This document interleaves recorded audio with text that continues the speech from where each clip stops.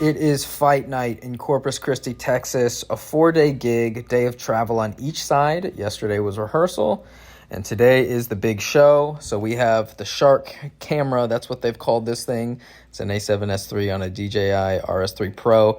They have to give us this paper because we don't know the fighters and what they look like. If it's MMA, I know who everyone is, but not boxing. I just think we're gonna have a good action-packed fight card, okay? All the locals and the guys I haven't worked with before stay. Everyone else, I'll see you.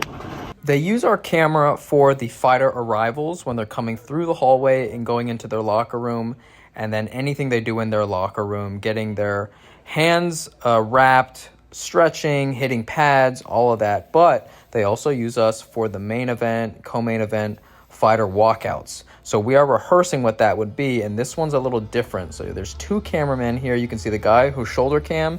He has a 2-shot of the fighter and the artist, and then he will peel off as the artist goes to the side, and then the old man who's pretending to be the fighter, that's who I am gonna follow all the way out to the cage.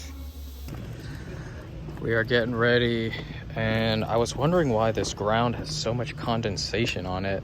That's because there's an ice rink underneath here. That's cold ice.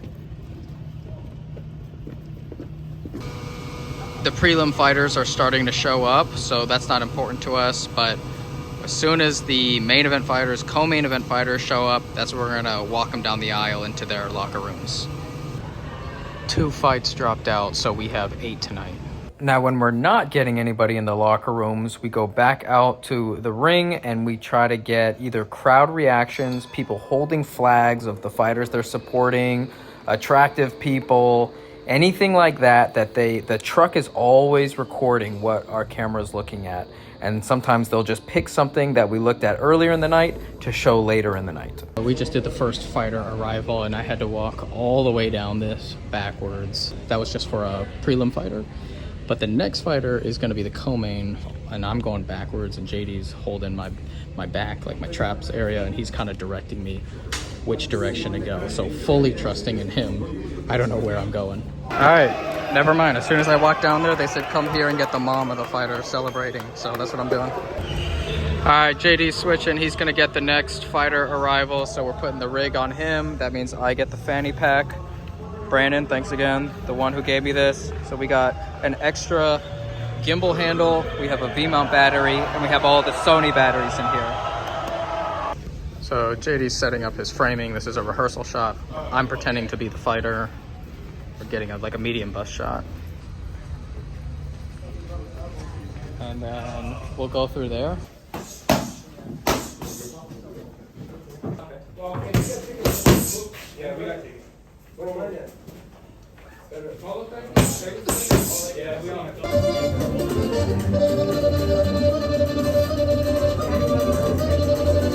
I've never seen this before. Watch his shoe. He steps on it and slips right out of it. I heard the director talking about it on the headset, and normally these TVs in the fighters' locker rooms are on a 30-second delay. Tonight they were on a 2-minute delay, so I had enough time to get over and look for it, and that is a big reason why whenever I'm filming in the locker rooms, them hitting pads, doing whatever, I cannot show the TV because they might not be using that shot live. It might be used later in the night, and we don't want the audience to see. So, for example, we're getting shots of this Puerto Rican fighter getting some stretches done. That will be used later in the night, and in fact, I think his name is Xander Zayas. He is going to be one of the people that we walk all the way out to the ring. Just him, solo, no musical performances.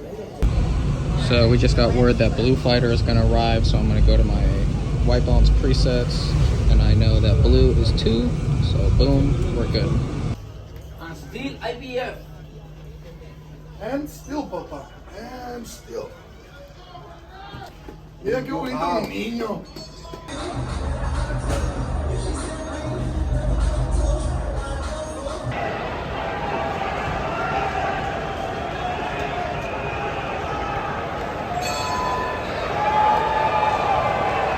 main event fighter walkout to the cage. We only got to rehearse this once earlier in the day, but we have the 2-shot going fighter and musical performer. So he's about to peel off behind that fence, and then I solo on the fighter and walk him to the cage.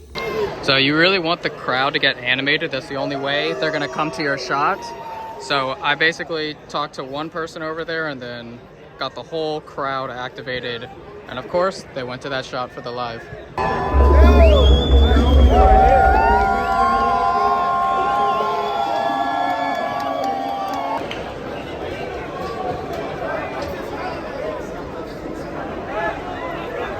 As soon as you left, everybody was snapping us.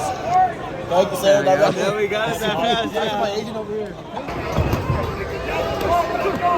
So these are the documentary guys to my left. I've seen them around. I forget their names, but they're using C300 Mark IIIs and Canon 18 to 80s, and they are filming basically solo perspectives of each fighter, each main event fighter as they come in, and you know that will be its own package after the fight. And it's always good to have as much material on these fighters as they can so they can market them for the next fight just over and over again. You can never have enough coverage. So now we're just waiting to get the winner, and we're going to follow him back to his locker room. I don't know who won yet. Bro, hot Chick-fil-A as the exit meal? I will take that. I never get good BTS like this, so thank you, Alberto Visuals. This is my shot of the main event fighter walking out to the cage, and then they switch to the jib, and you can see me right there in the corner, and then they actually go back to my shot. They don't normally do that, so I just have to hold it just in case. And then my other fighter walkout with Xander. This one looked really good. I had him perfectly symmetrical, and then he started leaning off to the right, and then the commissioner got in frame. Not ideal, but it was fine. So this is kind of cool, seeing all of the ESPN crew members, boxing coaches, fighters, everybody's here, kind of like a little community moving around the country. And they do international shows as well. I heard about China, Australia, possibly Puerto Rico, so I will be on all of those if I can. But right now my flight is delayed by 2 hours. I'm still trying to get that $750 credit. But I got time to kill, so I'm trying to clear out my editing queue. This is for combat night, and I don't have many left, but I'm just trying to get all of these out and get a real editor in here to take over this job completely so that I just have to shoot. I gotta get from the airport to my hotel, and when I just looked, it was 50 bucks on Uber, but within the time of me hitting purchase, it bumped up to $100. So I'm gonna see if I can get there a different way. The fare already changed from 100 to 87 something. It's still too high, so I'm just gonna take a monorail out of here, just a couple stops, and it's gonna cost $3, and hopefully the Uber fare will change drastically. All right, the security officer lady said the ticket's free because the machine's not working, so let's see how well that goes.